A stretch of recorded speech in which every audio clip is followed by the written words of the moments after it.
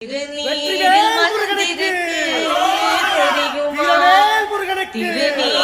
மலர்ந்திருக்கு தெரியுமா? அதை தினம் அணிந்தால் புரியுமா? அதை தினம் அணிந்தால்